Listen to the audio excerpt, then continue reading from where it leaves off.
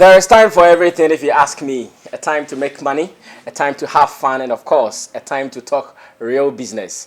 Our man here, Amponsah, has been doing it all. He's had fun in the game. He's making money in the game. And of course, we have to talk business in the game as well. My name is Sammy Flex, and I'm here with Amponsah. In fact, Ghana's leading comedian at the moment. Whether you like it or not, he is numero uno. Officer, congratulations. Thank you, sir. Congratulations. Thank you, sir. We were not with you in Nigeria, but we heard what happened. Some of us, we've seen videos all over the world. I was in somewhere, US of A, when you blew my mind with the video, and I said, oh, when I come to Ghana, this is the first interview I'll do. Really? No, I promised myself that. I see. I'm like the first interview. The first interview after the trip, after the tour. You know, let me say shout outs to UK people, shout outs to US people. You guys treated me well, and I'm coming again with OB for some comedy.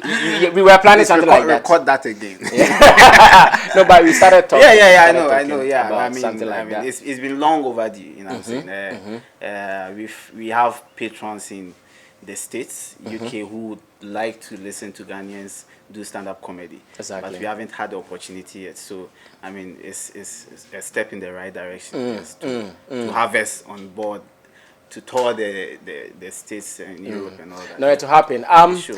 Can I say with confidence that after the Nigerian performance, your level has soared a little bit? Yeah, it has.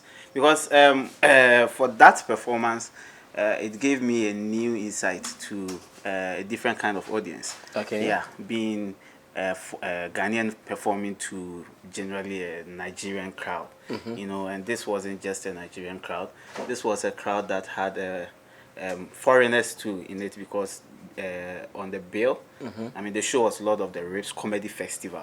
So we had Laval, Crawford, we had Tony Roberts, you know, from the States joining us on stage. So we had foreigners apart from Nigerians in the audience. So this was my first time traveling outside the country to perform. Yes, so it was quite a different platform. Yeah, and yeah. Was it your first time in a flight as well? No. I picked one to Tamale. Kumasi. Okay. And it's the same size though. You know, it's not as going to this say was UK or South Africa. It's just that the pilots changed because this one, when we got to Nigeria, the pilot was like, I think we have arrived. I was like, I think. Yeah, so he was not sure. Well, don't mind him. If you work with Airpeace Nigeria, please don't be offended. I'm kidding. Let me see how Nigerians do it. Na joke. He's a comedian, so never be offended at all. But then, how did the call-up come? Because I know over here the discussion has always been, oh, the Ghanaian comedians are not funny. The Nigerian guys are doing better than them. So getting that platform to actually share that stage with them, how did the call-up come? Yeah, I think that, first of all, that caveat or that statement is no more there. I mean, it hasn't been there for about 5 years now. The Ghanaians are not funny. Now it's gone. The call-up came, Nabil of Event Factory. Yeah. Yes, he contacted me. It was like, Basket wants to put me on the show. You understand? So he facilitated. So the proposal came from Basket Mouth first? Yeah, I think the two of them had a discussion. Okay. They wanted to put a Ghanaian on their show, on the Lord of the Rings Comedy Festival. They wanted a rep from Ghana. So I believe, I understand that Basket asked him, and he suggested me to him, you know, and the two went back and forth, and then finally I was built. So it was mainly through Nabil Alassan's his discussion with Basket. Now that call, did it give you butterflies? Because I know sometimes when you get a call to do something big, even that night, if you're not careful, you wouldn't sleep. I tell you. You'll be thinking about it. Did you get that feeling as well? Let me tell you what happened. This was it. Nabil gave me the heads up. I was going for the Music Magic Comedy. It was a show at Conference Center, and I met him at I think Holiday Inn, and he was like, "Yo, be prepared for a show in September. Basket Mouse, Lord of the Rings." He wasn't sure. Yeah, he said, you make it day low key small, make it day. So I was like, okay, you boss. And truth be told, I've been preparing for an Such a international platform. stage. You know, yes, not today. I mean, since I entered the industry. So when he said it, I was elated. I was happy. Then I kept, you know, the day was drawing near, and then his basket started posting flyers. So For I the asked him performance. exactly. I asked him, so what's up? He said, oh, you know, you're still talking and all that. So I had a corporate gig I was doing at Maha Beach Resort, and then he texted me that, yo, we are on. I tell you, bro, I've never like I don't know how to It was the express best it. news It ever. was overwhelming. I was like, God, this is it. I mean, this is finally I'm going to perform outside the country. Finally, other audience from around the world are going to see me on that stage, and the feeling was overwhelming. That's all I can say, man. I So see. yeah. Now, one thing I also know is that I know you have materials since the days of Plus FM. You have been doing it back and forth, and it has always been good. But this collab, did they push you to sit down, to take some time off some activities to prepare only for that show? So like I was telling you, when he saw me at that event and told me that, dude, you could be built for that show, so start preparing. That was when I started preparing. You understand? Yes, I started preparing like 5 months ago before the show started. You understand? I can show you my notes after the interview. I have lineup called Niger. I have a lineup called Americans Got Talent. I have a lineup called Britain's Got Talent. Like Materials you prepared down. exactly for those shows, if I'm called, you understand. So Oh, I see. yes. So you even have plans of That's going what I'm to. telling you. I've plans like anywhere I find myself. What I believe is that, and what I've heard and believe is that, and experienced is that success is when opportunity meets preparation. Yeah. Exactly. So I'm prepared. Sincerely, I'm prepared for any platform that comes my way. So when this one happened, I can say that I was fully prepared because, you know, we have jokes that Ghanaians will relate to. Exactly. And we have jokes that I believe Nigerians can relate to. So when I went there to perform, it was those kind of jokes that I had performed earlier in Ghana that I knew other audience would relate to that I went to do. Because we've been built for Thousand Laughs before. In Thousand Laughs, they always have the Nigerian audience coming, and then we also participating. So it's mainly a mixed crowd. The only difference this time was that it was in a different country and it was mainly a Nigerian audience. How many minutes did you perform? And for the first show, I did about 15 minutes. And then for the second show, but we were supposed to do 10 minutes, everybody that was billed. Oh, so you did 2 shows? Yeah, we did 2 shows. It was on Saturday and then on Sunday, 27th and then 28th. So the first show was the 5,000 naira one for the poor people like your cameraman. And so His name is K-Boy. a K-boy, yeah. So 5,000 naira is like 75 cedis. Yeah. You know, so they were. You see how huge 5,000 naira Nigeria for Musica does Yeah, money that- yeah, so and the auditorium was filled up like Echo auditorium. I know that. Yeah, I'll you be know, there. you know. Normally I perform to audience and they are facing me like this, right? I went to this auditorium, they were facing me, and on my left they were there, on my right I was surrounded on stage, and I wouldn't lie, I was nervous. Yes, I was nervous because just Before the show or yeah, backstage. Okay, Backstage. whilst you were backstage. Yeah, that, you know, the pre-show jitters, you know, like I know. Yeah, I so know. before I went, Jacinta was first to go. So after she was done, she really raised the bar. I was like, yeah, because she did more comparison jokes, you know, Lagos, Ghana, yeah. and Jacinta is half Nigerian, half Ghanaian. She understands the yeah, culture she more. knows the Lagos culture and all that, how they pick structure and all that. So it was crazy fun. They were all on the floor. I was like, yo, this is my time now. So And you came right after Jacinta? yeah, I came right. The first day I came right after. The second day I came. Hey, this came thing. That one is coming. Yeah, I went right after her before people say he came after. I this. know. I know. Yeah. So yeah, the first show, all of them, I went after she was done performing. So the first show was 15 minutes. The second show I did 10 minutes and about 12 seconds because it started quite late, so there wasn't much time to, you know, yeah. I see. This is called The Real Talk here on Sammy Flex TV. Of course, I'm hanging out with Ghana's biggest comedian at the moment, no two ways about that. And he's saying that whether you are in US of A, whether you're in UK, Australia, anywhere in the world, if you need him for a performance, you contact me. Exactly. Ignore him and contact me. Contact him. Aha, we will surely make it happen. We will come. No two ways about that. Now, let's get to it.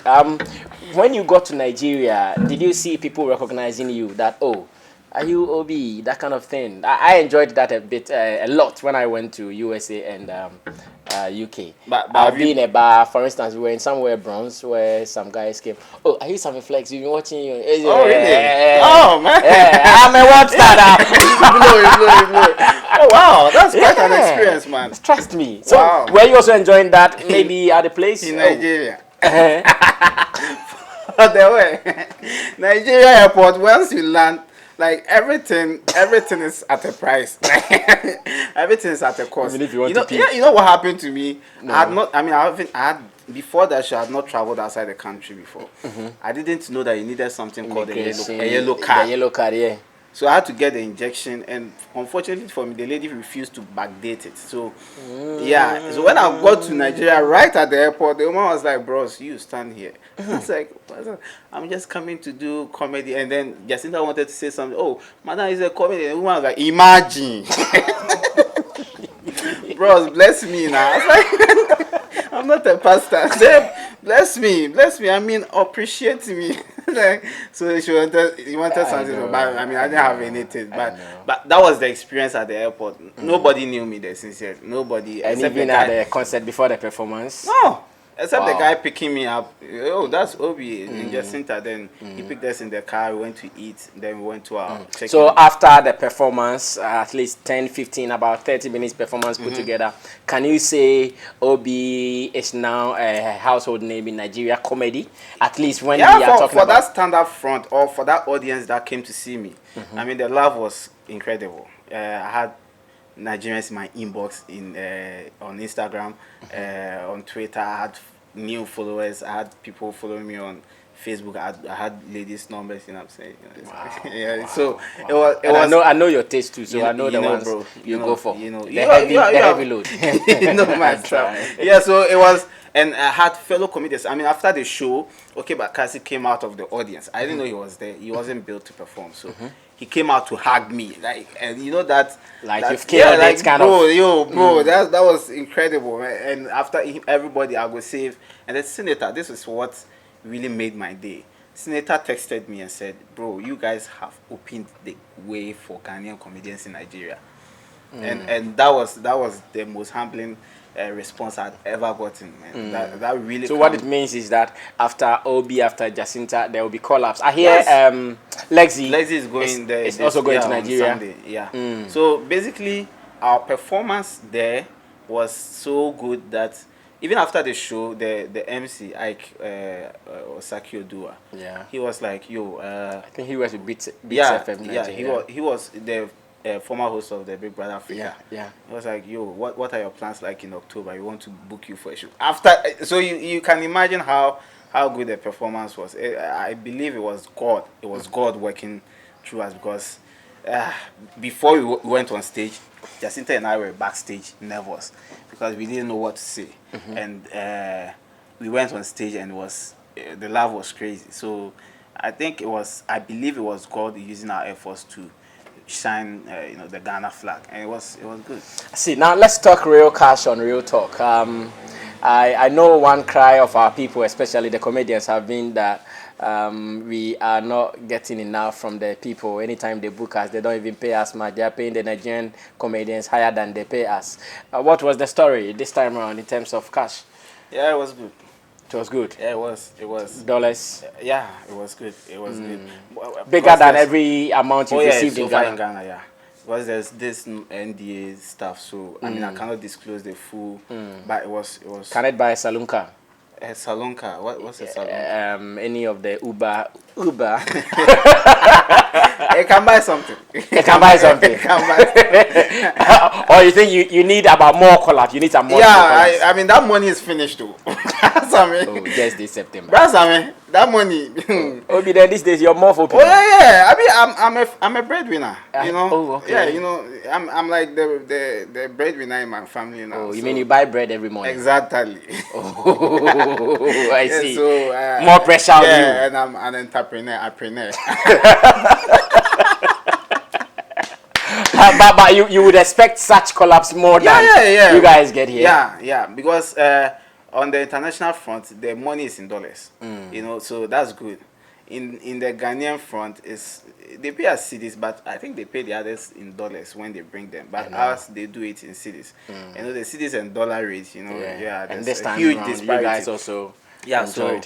So basically, I'm still up for collapse. I mean, I'm in my prime now. I'm just 5 years into comedy. You understand? This is my first international platform, and I hope to have many. I want to perform in Kenya, Uganda. I want to perform in Rwanda. I want to perform outside Africa. You know, I want to network. I want to see how the world is. I want to travel the world and see the experiences in other cultures, and then relate it in a comic way, so that I relieve people of their stress. You know? I see. Yeah. I know some of your videos are online on your YouTube channel called Obi Amponsah. Obi Amponsah. Obi. Just letter O B together, and the Amponsah. Amponshah.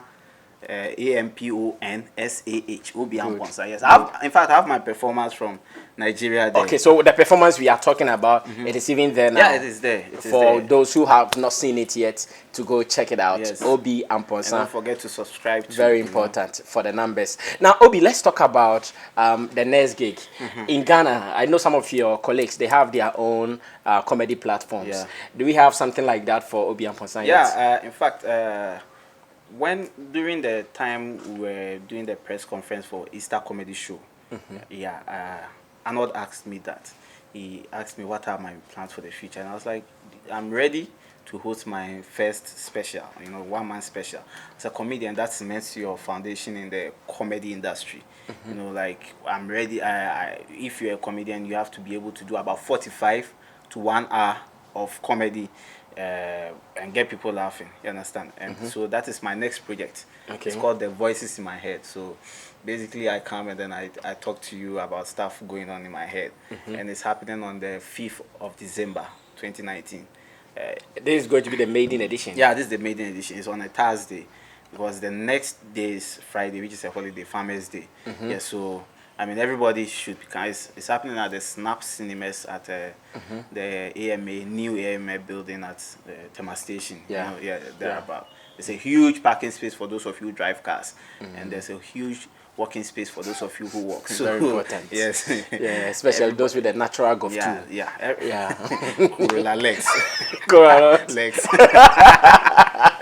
Cool, Alex. Yeah, you also have enough space to and just go lenses, and do your thing. Yeah, so is there an overtaking anointing you are enjoying among some of your peers? Because I know DKB and Co, they have been there, Foster Romanos, they have been there, but then within some few moments, Obi Amponsah is shooting up high like that. Are you enjoying some overtaking anointing? Well, I wouldn't call it that. I think no, I'm speaking like a man of God now. Okay, man of God. Man of God, I wouldn't call it that. I mean, everybody has a highlight in their comedic career or in their career.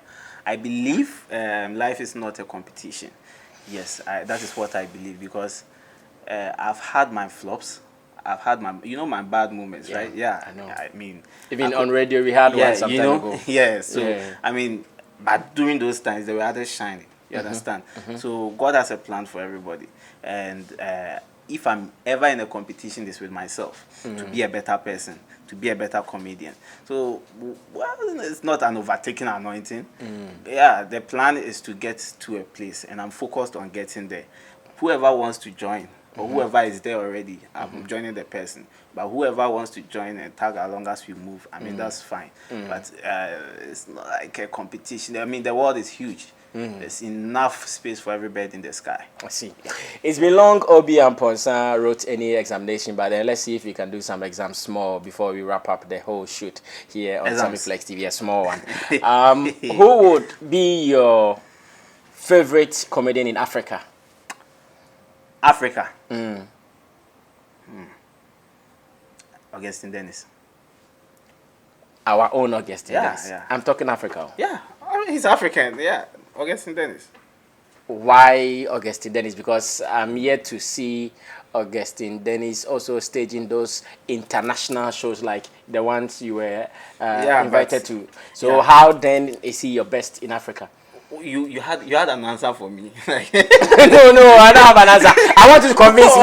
Okay. I want you to convince me so that I also take your answer as mine. Okay. Dennis is a mentor. Dennis actually mentored me in this game, and I mean, he hasn't had enough platforms in Ghana to perform for people to know him. But the few times I've watched him perform, I know the guy is a gem. He doesn't necessarily perform much in Ghana, but he taught Singapore and other European countries. He's one gem. I love him. Staging his own shows or Yes. featured? Featured. Okay. I mean, in any case, it's still I know. So he's one guy I love, whose contents I love. Yeah. So yeah, that would be him. So you rate him above the basket mouths, the Bakassis, Gordons. Trevor Noah. You rate him above all of them? Augustine Dennis. Yeah, I wouldn't rate him above them. I would say he's my favorite. Okay. Yeah, he's my favorite comedian. Everybody has a favorite. All right, so I'll be hanging out with him one day. I hear he's in Ghana now. Yeah, he'll be. He's gone. He'll be in soon. He's not in here. So in Ghana, give me 3 of your favorites. In Ghana, should I leave him out? Since he's African, it's like I made Pele going to play for under 17. Since he's your Africa's number 1, so let's clear him. Yeah, in Ghana, Lexi, Romanus. You want 3? 3, yeah. And Lexi, Romanus, and Ranzi. Ranzi.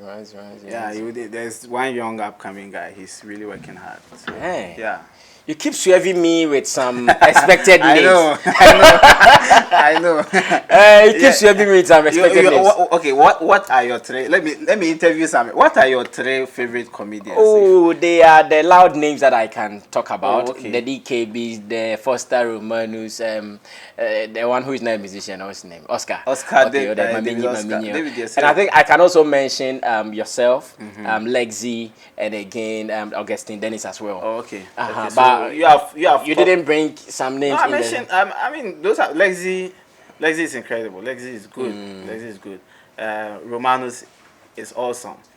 So now, can you stop the other businesses you are doing? I know you are still in the medical. Yeah, I'm an optometrist. Yeah, I know you are still there.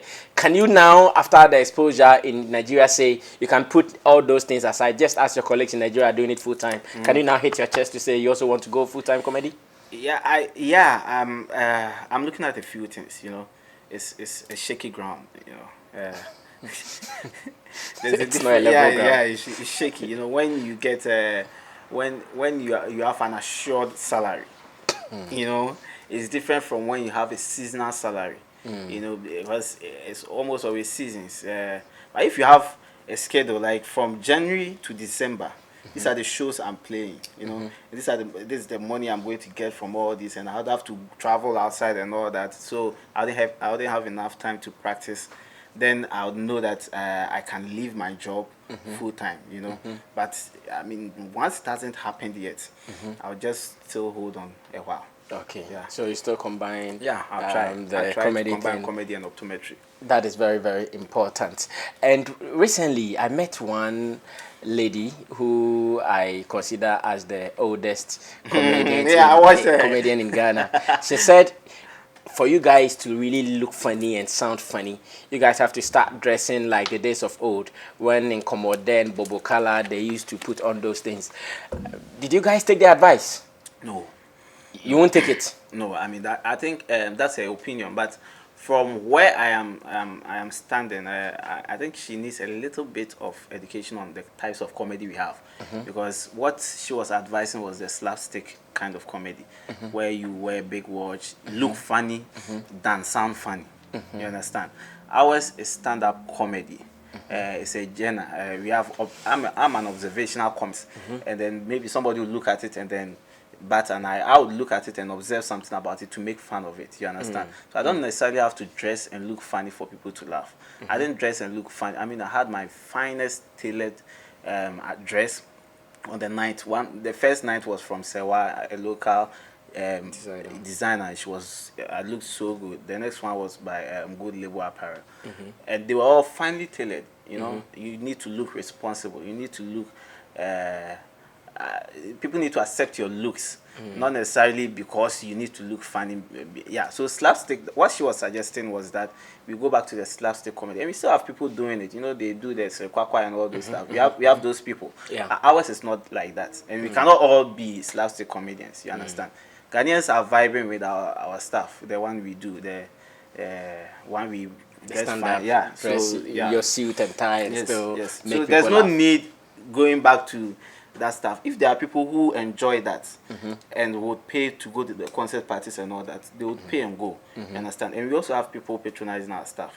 So we don't need to dress funny to be funny. Yeah. All right, and for information, you don't have to be a fool to be a comedian. You have to be very intelligent to be a comedian. And I believe you've enjoyed the conversation between myself and Obi Amponsah. But what is important is that he's available this Christmas. Thank you. So if you are watching us from anywhere around the world, in fact, now we know Sammy Flex TV is being watched even in Afghanistan. So if you have a show in Afghanistan, make sure the bomb wouldn't come closer.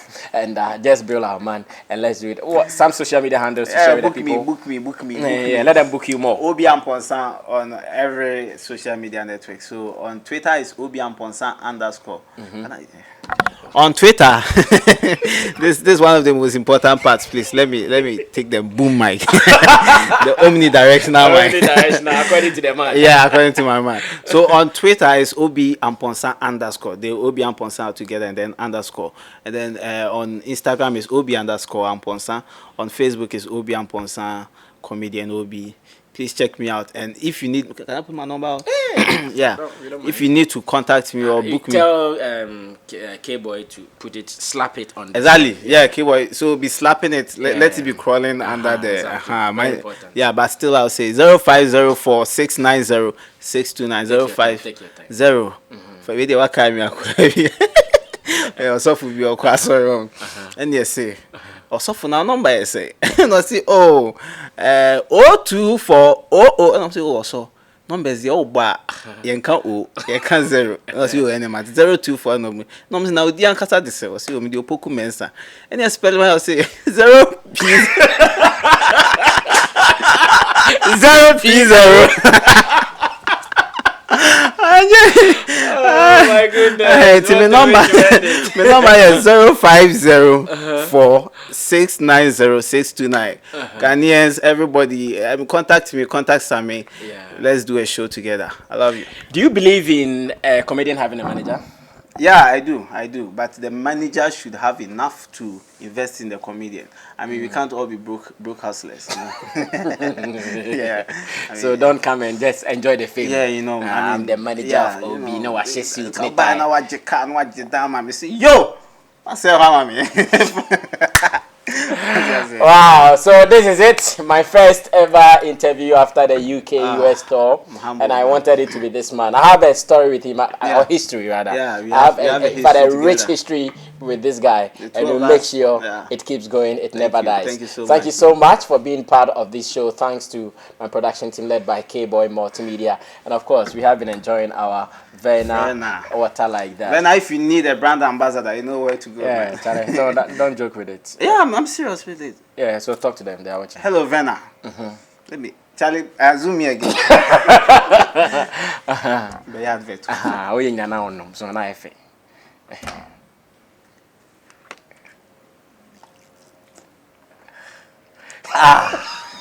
Verna. Cheers. This has been the Real Talk with Obi Amponsah. Let's do it again some other time. We out of here.